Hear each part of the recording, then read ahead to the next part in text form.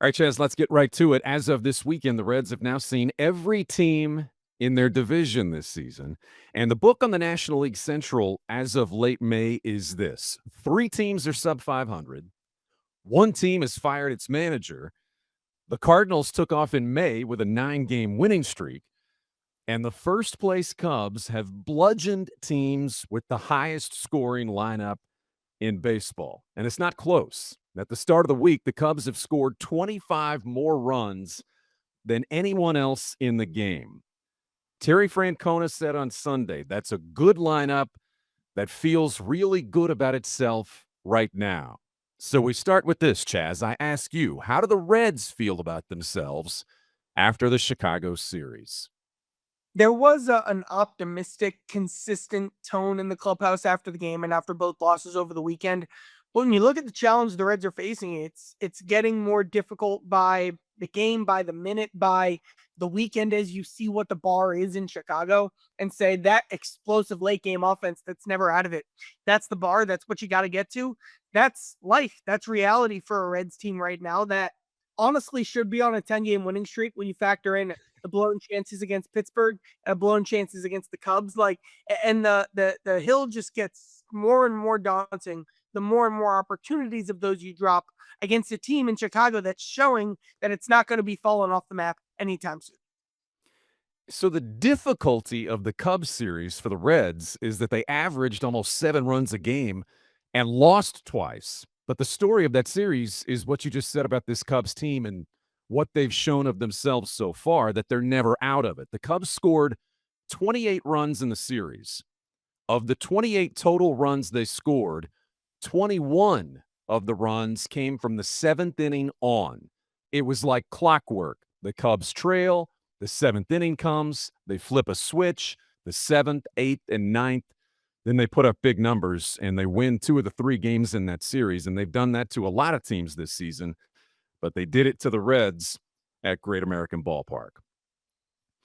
Welcome into Power Stacks, proud members of the Growler Podcast Network. So the interesting part of this week for the Reds, Chaz, is the Reds and Cubs do the rematch at Wrigley Field later this week. But first, the Reds go to Kansas City, which gives us the chance to do the deep dive on the Brady Singer for Jonathan India trade. So the tease this week is really more simple than dramatic. This is going to be the Brady Singer origin story, so to speak. We'll pull back the curtain on how the trade came together, India's value and his mindset as he dealt with the trade talk really for a couple of years. So we'll look back on that and hear from India. And then early returns for each team, where they stand with expectations for this season, and how the trade has played out so far. So as it sets up this week, Singer's going to pitch in this series against his former team. There will be hugs. There will be a video tribute at Kauffman Stadium. There will be emotions for Brady Singer and some of his former teammates. But before all that happens, let's start the story. Every story starts somewhere, Chaz. So where does the story start for Brady Singer? It starts in the 2018 MLB draft, where the Reds were a team that talked to Singer, that evaluated Singer. They just ended up picking his college teammate in Jonathan India. But that set Brady up with an opportunity to be kind of the most advanced of a solid group of prospects that a badly scuffling Royals team was hoping would lead them somewhere. And it has.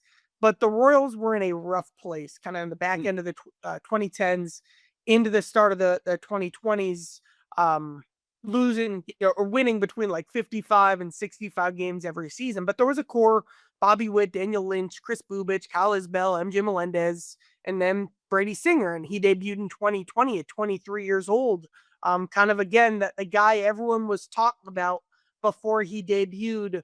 So that was kind of a fun group for him to be a part of. He very much understood his importance in the organization right away. Let's start here. Let's start hearing from Brady Singer talking about what it was like rising up through the system with that group, them kind of knowing that if the Royals are ever going to get over the top, it's going to be because of that. Yeah, what was really cool is we all went to college, so we were all kind of the same age. And, we had a really good idea. It was like, what our goal was. Obviously, was to make be in the big leagues, but we had to just like the guys themselves, a part of that class, we were so close and had so much fun being together, and we grew up in the minor leagues together. We got to play a lot together, and just, I don't know, it was really nice to have those guys there just to lean on. Obviously, because, like I said, you get drafted, kind of don't know what's going on. So you had a bunch of guys that were doing it with you. It was really, really, really fun time just growing up with those guys, playing together, learning those guys. And we were, had a lot of different unique, thoughts on how to play, how we're pitching, stuff like that. So we all kind of blended our ideas together. It was just really cool to, work with those guys. The Royals knew they needed Brady Singer, and he was embracing and understanding that role in the organization. 2019, the Royals win, I've got the number right here, 59 games. And they had some solid hitters on that team. They had some pieces, Whit Merrifield was great at the time, Alberto Mondesi. They had some solid offensive pieces, but their number one starter was former Red Jacob Junis. Their number two starter was former Red Homer Bailey. And they had a guy named Glenn Sparkman making a lot of starts in that rotation as well. So they needed pitching help, and they knew it. So Singer, again, kind of like a Rhett Lauder, a fast riser. Everyone knew and was kind of anticipating that debut. As soon as he was drafted, Scott Barlow was a reliever on that Royals team. He spoke about kind of the anticipation of Singer coming up through the system and what he represented for that organization. Well, I remember him throwing in college. You've seen him on TV and all that, and knowing he was a really good player, and then we drafted him. I knew we got a good one for sure. And it didn't take him too long to make his MLB debut, but yeah, I just heard about him being at college and saw him on the TV. What was he like? Can you compare Brady kind of in his first big league camp compared to the guy we know now? Full. He really hasn't changed. I mean, he's a pro's pro for sure. Like, has his routine that works for him, and competes his butt off every time he takes the ball, and always wants to take the ball, which is always good. But yeah, just a really, really good competitor, and just he's really fun to watch. So Brady, drafted in June of 2018, makes his debut in July of 2020 at 23 years old. Brian, does this feel again, Rhett Lauderish, Nick Lodolo-ish to you? And you can kind of feel kind of how much they were counting on Brady Singer. It does feel that way. I also didn't know we were going to get a Homer Bailey reference in this story. That wasn't on my rundown today, so I appreciate the Homer Bailey reference. But I was looking back at Singer and just thinking about how highly thought of he was. Like a lot of guys, he was drafted twice, but he wasn't drafted in the 30th round out of high school and then first round out of college. He was a second round pick of Toronto out of high school, turned down second round money to go to Florida. You heard him talk about, hey, we were all college guys. They obviously valued that part of their baseball career.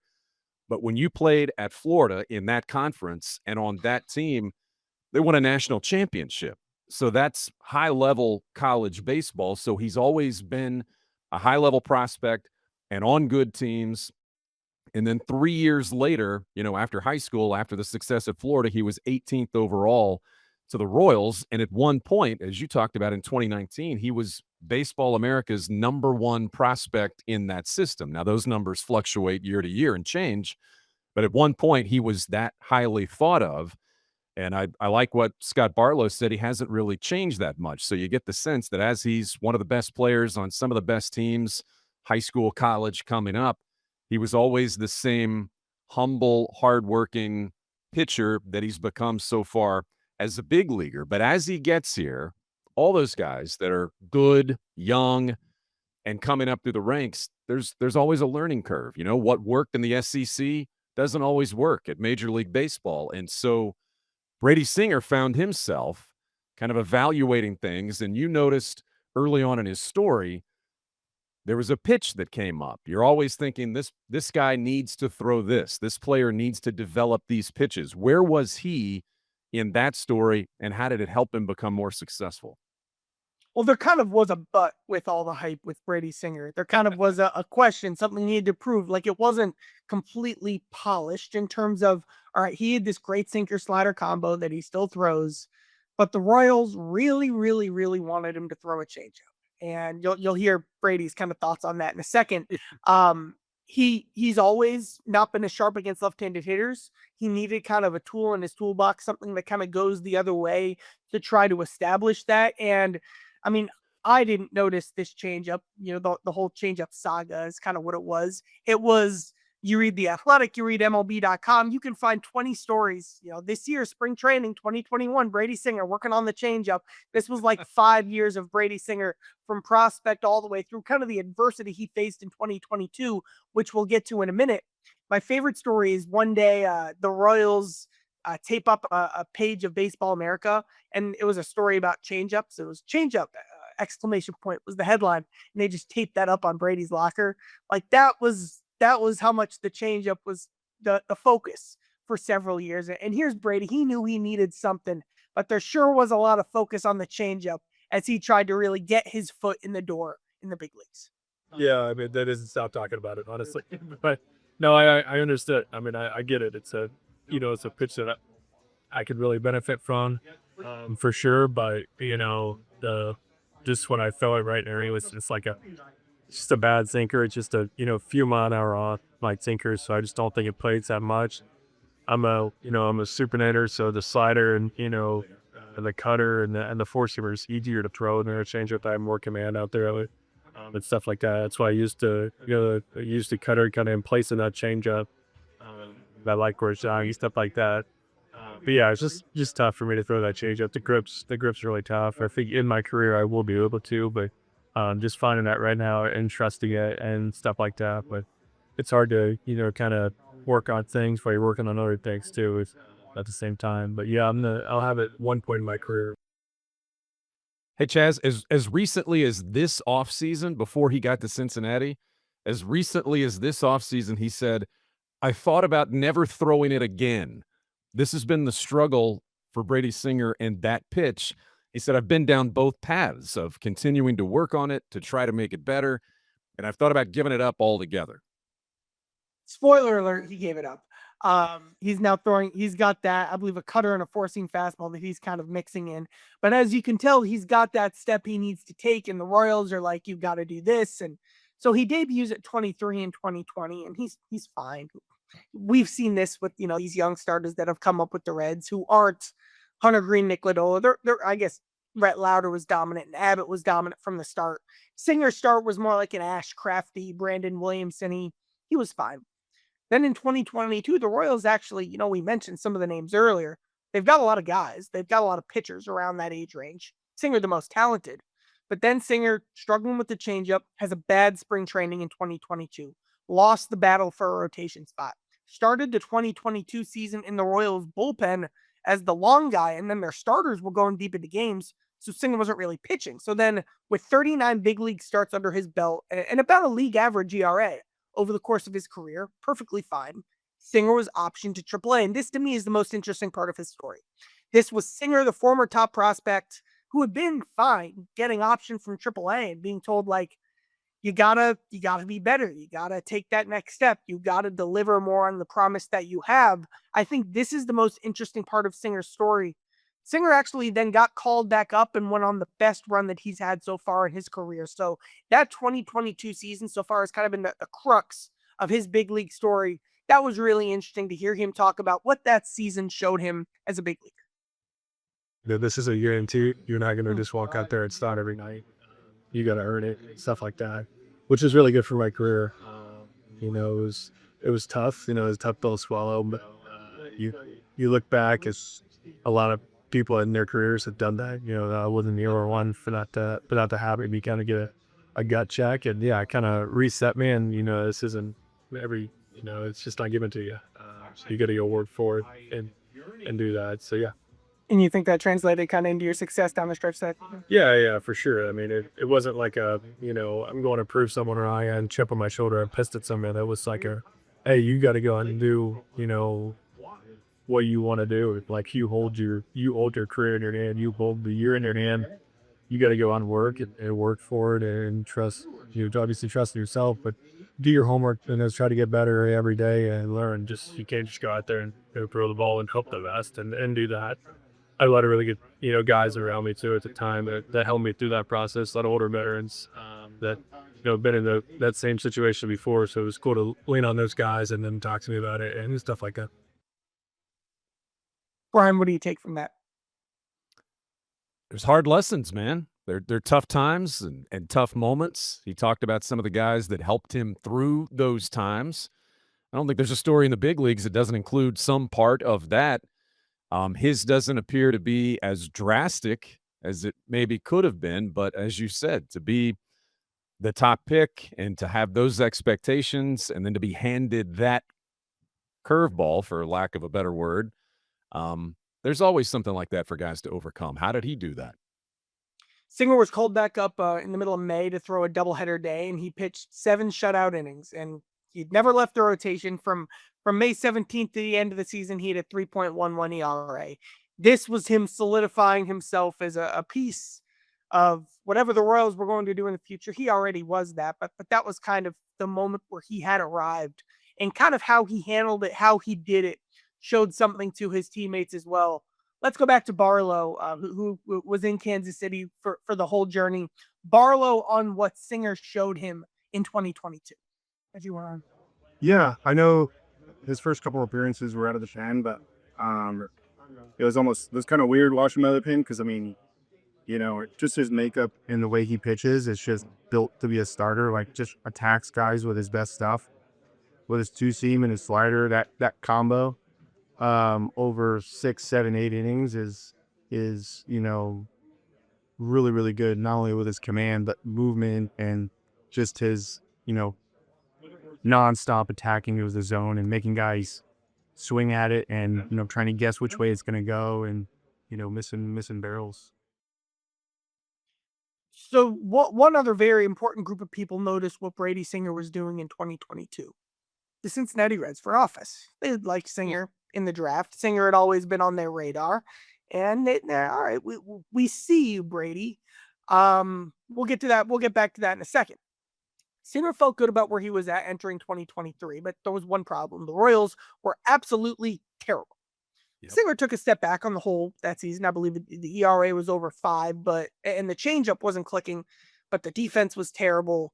I mean, that team, the Reds, like the Ricky Karcher game was in Kansas City. I don't know if you remember how bad and beaten down the Royals were. Like, that might have been the saddest I've ever seen a team. Maybe that or the 24 White Sox. The saddest I've ever seen when they played the Reds. Like, Singer had no help around him. Things were bleak. He talked about that. Things were really, really bad. And for any pitcher, I mean, we've seen it in Cincinnati in 22. It's hard to pitch when your defense doesn't really, inexperienced or guys out of position behind you. A real tough piece of a real tough reality for everyone involved. And the Royals are so lost that the Reds are like, you know what? They might have to rebuild again. So let's check back in on Singer. The Royals were 6-20 in June. They were 9-16 in July. Again, it looked like they'd have to hit the reset button again.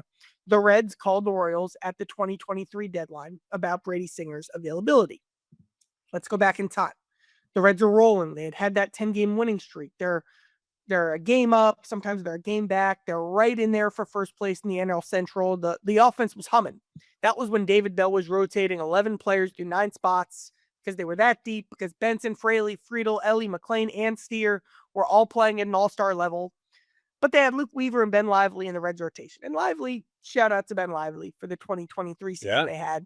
But the Reds' whole priority that they failed to find or to acquire was they wanted a young, durable pitcher who had future years on his contract, team control. Singer was very high up on that list. And actually, Singer was aware of it at the time as well, that the Reds were a team that was interested in him at the deadline. So we're going to hear from, I talked to Nick Kroll recently about the attempt to trade for Singer in 2023. First, you'll hear from Kroll, then you'll hear from Singer on those trade rumors that ultimately fell apart because the Royals were asking for a lot from the Reds from a prospect perspective. We had conversations then about, we asked about him, and we talked about him, and there was nothing ended up matching up, but we did have conversations. I can't really tell you, I can recall the exact, like, oh, we offered this and that. I think we talked about it, but there was no, there was no,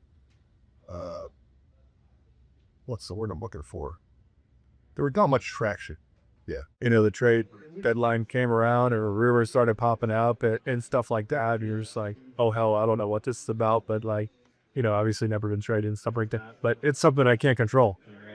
I really obviously can't. You're just playing and stuff like that. But yeah, I heard the Reds and stuff like that. And, we talked to the Reds are really fair in the draft process and stuff like that. So I knew there was, interest around that. But yeah, no, it's crazy to kind of hear that. Or, it's weird too. At the same time, it's like, leaving a place that I was there with for a couple of years and stuff like that at the time. But yeah, no, I just couldn't really do anything about it. Couldn't This do is the anything part of about the it. story. Yeah, and this is the part of the story that I like because you think when you see a trade happen that somebody picked up the phone, asked a question, somebody said yes, and then it happens. You don't realize that a lot of times, and specifically in this case, those conversations date back to different times and different circumstances, different players.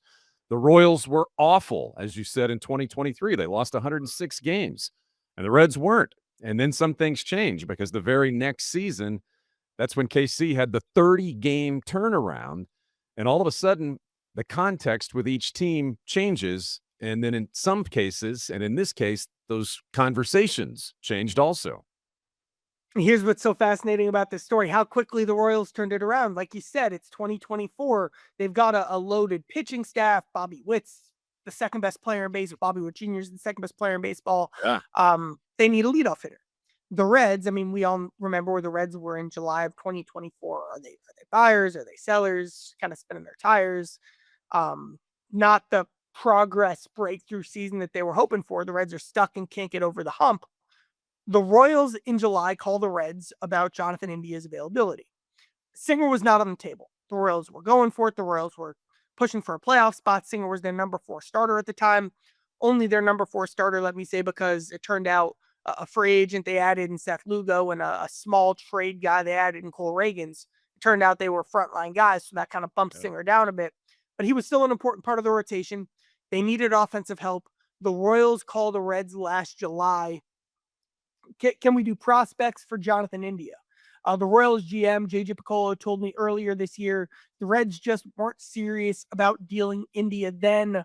Nick Krall confirmed that recently. Here's Nick Krall describing why the Reds weren't interested in trading India at the 2024 deadline. Last year, it was, McLean was missing most of the year. We knew that Jonathan was playing second every day, I think we looked at it as if you're going to trade him, you're taking off your club. We didn't really want to completely. We had some interesting runs up until that point where we got close to 500 and maybe we had a chance. And, at the end of the day, you didn't, but it was, I think it's something where during the season, we just didn't, the right deal wasn't there to make it then. Kind of moving forward here, Singer, again, not on the table then because he was an important piece of that Royals team. Like the consistency, the durability, made all 32 starts, 3.7 ERA. In the playoffs, because they're kind of unexpected frontline starters, Singer did make the playoff rotation for a Royals team that made the second round, but he came out of the bullpen and got a high leverage out against Aaron Judge in the playoffs. What a season in Kansas City. The Royals weren't interested in trading him because he was an important part of last year's team. I was working on this story, and then Garrett Hampson comes in the clubhouse. Well, he was on last year's Royals team. I asked Garrett Hampson, can you describe Brady Singer's importance to the 2024 Royals? Singer is just the most passionate and fiery guy. He's up there with one of the most fiery guys that I played with, and just as a defender behind him, he works really quick. He really has that passion on the mound. You could tell how much he enjoys competing, and I love that. A guy who is going to give the best effort every time he takes the mound, and yeah, I really enjoy playing with him. How much he was one of the guys who had been there for a longer tenure. Like, how much did he kind of have that presence as one of the guys who kind of been through the whole thing, the rebuild to the success at KVC? Yeah, 100%. I mean, you could tell, a lot of the guys respect him in that clubhouse. And when I was new there, he just goes about his business the right way. Tries to get better every single day. And like I said, I think my favorite thing about him is just how he competes, and he has that passion on the mound. I want to ask you a question. Two things about that. We all know, yeah, Brady Singer's respected in the clubhouse. He's respected around the game. He works fast. Guys like playing behind him. Those two things. Were you surprised that Hampson said he's one of the fieriest guys that I've ever played with? Because that right now, it seems to be a lot of that is contained within Singer, and it's hard maybe to read that unless you know him as well as some other teammates like Hampson may know him. I think what it is we just haven't seen like that awesome big highlight Right. firepower Brady Singers. I think when that happens, he has a track record of showing that side of his personality, and he's been solid. He's been fine. He just hasn't had that start yet, so we just haven't gotten a chance to kind of see that from him. All right, so now we get to what Reds country knows quite well. Reds country knows Jonathan India. Reds country knows the rookie of the year. Reds country knows the hair and the flying around the bases and the high socks. Jonathan India, for this most recent generation of Reds fans, represented a lot, represented a fan favorite, represented a media favorite for us. Great teammate, great player for the Reds. And you could tell when Nick Kroll is speaking about Jonathan India, you definitely weigh all those things. But at the end of the day, you have business and you have a roster you have to manage and you have to make tough decisions. Bring Jonathan India back into this conversation now when things change and the trade talks sound a little bit differently to both teams. So this Jonathan India segment starts in May of 2023, late May actually, this exact point of the season. The Reds are just starting to kind of figure out that they're good, and India has an awesome series at Wrigley Field, including a 2-home run game. And it's kind of the moment where the Reds start thinking that they have a chance in 2023.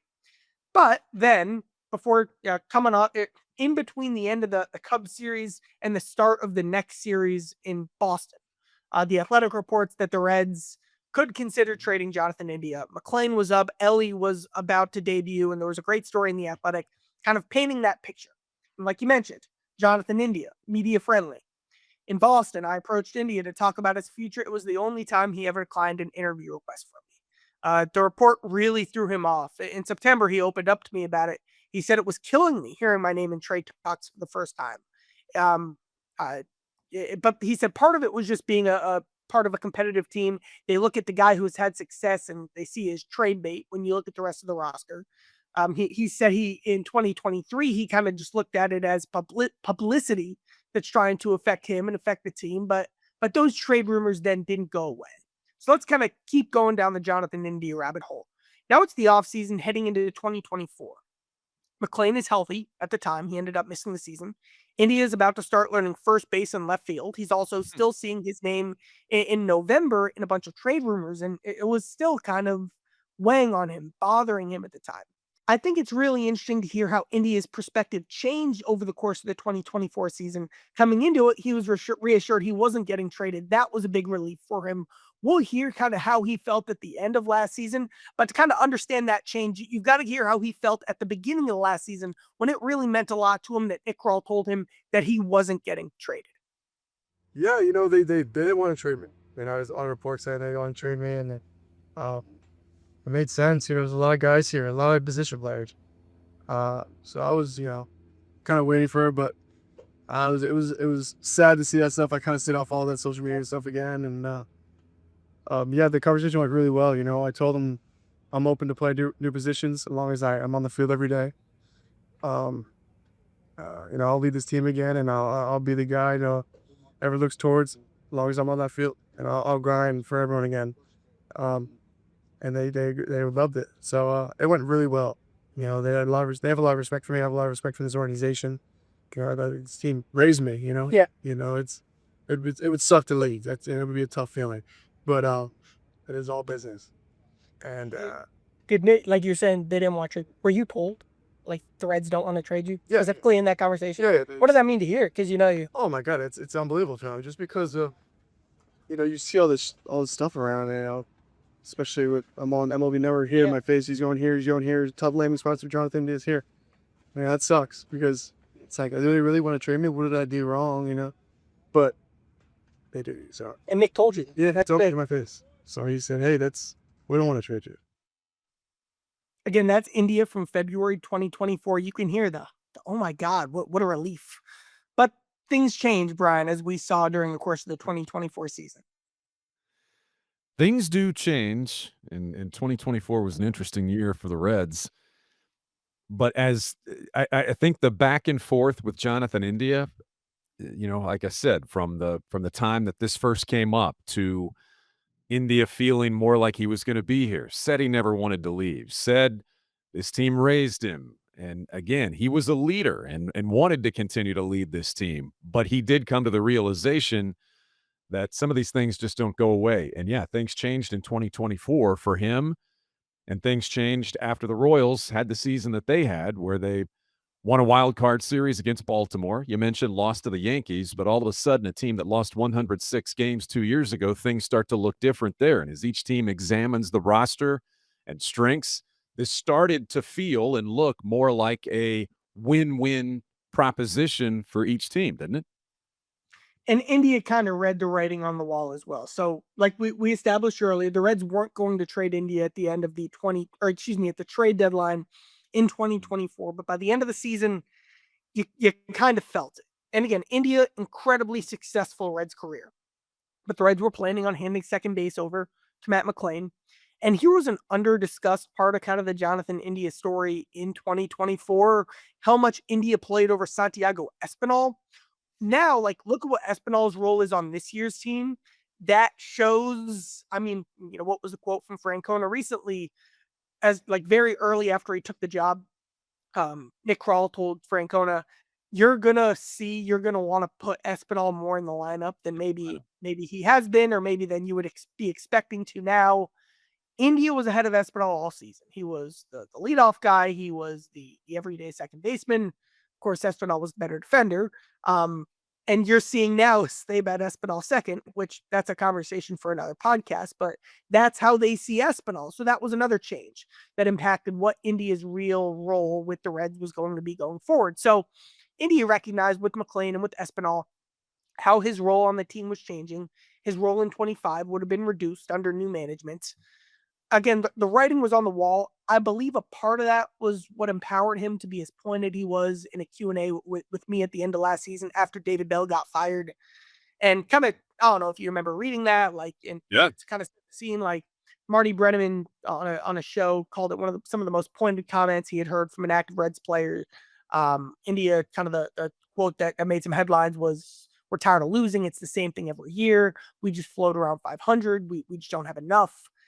You could feel that like this isn't the same guy who was like, "Oh my God, I want to be here." Right. In that interview, I asked India about his future with the Reds. So earlier, again, we heard the "Oh my God, what a relief to still be in Cincinnati." But by the end of the season, stuff had changed. Okay, so here's India in September of 2024. I asked, "How do you feel about your future with the Reds?" I don't know. I don't really pay attention anymore. Yeah. That's my forte. I thought every past 2 years I wouldn't be here. But I continue to be a Red, and I'm, blessed. I'm grateful. I love this place. They know I do. But we'll see. I'm just happy I played this many games this year after It's a great an point. injury Yeah. I had all season. The says a lot there. And actually off mic, after we wrapped up that interview, Indy and I actually just kind of kept talking for like 10, 20 more minutes just about memories, kind of reminiscing about his Reds career. And it was a fun conversation. I always enjoyed really covering India. But at the same time, the Royals were starting Tommy Pham and Yuri Gurriel, and the bottom half of their lineup was terrible as they were about to head into the postseason. And they knew they needed help, and the Reds knew that the Royals loved India.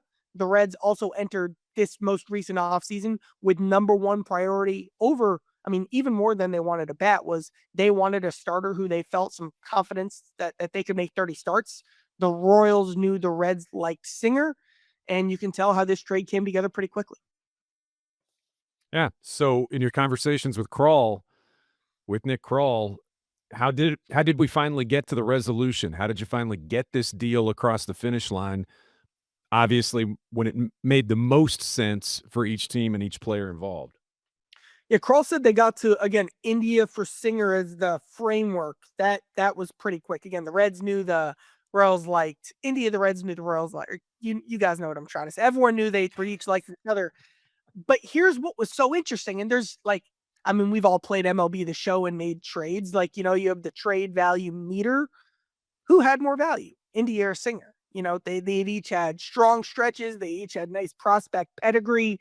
They had each had kind of minor step backs over the course of their career from a statistical perspective, maybe in the most recent seasons. So Kroll actually shared this. Kroll said that they talked about using that as a framework for a larger deal, which, that wasn't something he went into.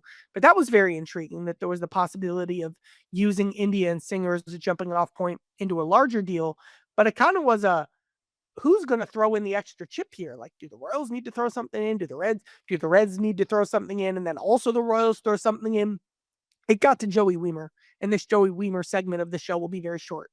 The Reds showed you how they felt about Joey Wiemer as they had Blake Dunn and Reese Hines on their bench in September of last season. They also had Jacob Hurtubise, who, again, none of these guys have shown anything for the Reds yet, but they had all of these guys above Joey Wiemer. Wiemer, even though he kind of was the future piece in that Montas deal, that didn't pan out how they were expecting, but did it because they used him to get the flip for Singer. So Wiemer actually is now hitting like 155 with the Royals AAA team right now. He might have been DFA'd by the Reds this offseason. He might be DFA'd by the Royals. He's still on their 40-man roster, but you can argue the Montas trade was a success because Junis outperformed Montas, because Wiemer helped you get Singer in the India trade, but as we evaluate this trade, it really will be India versus Singer. Yeah, and at the end of the day, in sports, they kind of call this a good old-fashioned trade because essentially, Wiemer aside, it was a player-for-player deal, and it was something that each team felt like each team got what it needed. It was a win-win, like I said, but the other thing about trades is you never fully evaluate trades, in the months after the deal gets done. It takes time to see where it goes. It takes time to see where a player goes, where a team goes, but that's where we are right now. So just through 50-plus games of the season, what does this trade look like for each team? For the Reds, with Brady Singer, with the innings that he's thrown already this season, and for the Royals, where Jonathan India, maybe his role or the view of India has already changed some since he's been in KC. Singer gets to Kansas City, he gets traded, and they play the game. We're going to build the team and figure out where India plays during spring training. They had a guy, Michael Massey, who he's like, I guess maybe an Espinal type is the best way to describe him. Better with the glove, not really an upside hitter. What they ended up deciding entering the year was that Massey was going to play second and that India was going to play third and left. And he kind of bounced between third and left to start the season. But the numbers don't lie, and the numbers have India as the worst defender in baseball in 2025. What the Royals actually did recently is Massey hasn't been swinging the bat as well. So what the Royals did is they've had India actually play more second, which is the position they hope to not play him because that is a premium defensive position, and India's not an above average second baseman. They've kind of moved him back to second they want him to be their leadoff hitter, but to have that bat lineup somewhere, all right, let's just kind of shoehorn him back into second, even though he's going to probably hurt your defense at that spot. But what's really been rough is India. He's got a 636 OPS, about 20% below league average, and he just hasn't been the hitter they've needed him to be yet. He's got another year and a half on that deal. Plenty of time to rewrite the story, but the defensive liability has kind of been the story of his short tenure in Kansas City. Brady Singer, he had that one terrible day in Houston. Take that out, he's got a 3.83 ERA. He's been solid. He's been fine. The Reds feel very comfortable with what they have. Even though he hasn't been a frontline starter, they feel very comfortable with Brady Singer. Well, one of the reasons that Singer is attractive, aside from his ERA or whatever other statistical measurement you want to use, is he makes starts and he eats innings, and he's 170 innings or whatever he was last year in Kansas City, and there is value in that in any rotation, and the Reds know that firsthand. And so Brady Singer has stayed healthy. He's pitched. He competes. He's a good clubhouse guy. He fits all of those things, that part of the profile. So clearly, early on, I think the Reds feel pretty good about this deal. Wouldn't you agree? I want to wrap up here. Like, Brady Singer and Jonathan India are two sides of the same coin almost. First round pick, kind of an early guy to come up representing a wave, taking a team out of a rebuild into a. Now, the Royals have accomplished a lot more recently than the Reds have, but into what the next version is going to be. It was kind of the first uh, part of that wave, or a leading part of that wave. But then an unexpected amount of depth popped up with the Royals. It's in the rotation. You can never have too much pitching, but the Royals, you got Chris Bubich, an early Cy Young contender, Michael Wacha, a really good starter with the 3.2 ERA. You got Michael Lorenzen solid in that rotation. Seth Lugo was a Cy Young candidate last year. Cole Reagans, he's been an all-star caliber pitcher for most of his career. They've got a really talented young guy. I believe he's pitching on Wednesday this week. Noah Cameron, he's kind of been their sixth starter this year. The Royals were in a spot where they could move on from Singer, and they felt like they got what they needed out of him, but it was time to address a different flaw in the team. And that's kind of who India was with the Reds as well, right? A successful tenure, a guy who represented kind of the first young, along with Stevenson, piece as the team went on to get really young, played his role. I truly don't believe, like, I really mean this, the Reds don't have the 2023 season they had without what India did in May and early June to kind of lead the Reds out of that muck. He did it, mission accomplished. They had other options at second base. They needed a durable starting pitcher, and they got it. So successful careers on both sides, then trading places, and extremely similar players who ended up being dealt for each other. Chaz, great work on the deep dive. Well-sourced reporting. I think that's something we can do on this show. I think that's something, the deep dive and that type of reporting and that type of storytelling. I hope the Stacks crowd enjoys what we did here today. So Reds and Royals, and then Reds and Cubs this week. I have one regret, which is that you're on the road in Kansas City and your bell didn't travel, because I felt like we would have had a really nice ding there as I made that last point about India and Singer, but maybe another time. You're exactly right. I needed the exclamation point on the end of the show. But the bell's hard to travel because it makes noise no matter how you pack it or where you put it. I've tried it in the backpack, and you don't want to walk down the hallway dinging at the ballpark or anywhere else. So, yeah, we'll do that again. Please share with a friend, like, subscribe. Check out the YouTube channel for Power Stacks, and definitely check it out wherever you get your podcasts. We'll do it again soon, but this was fun. So, Chaz, thanks. Thanks for all the hard work for producer Kent, and we'll see you next time on the Growler Podcast Network.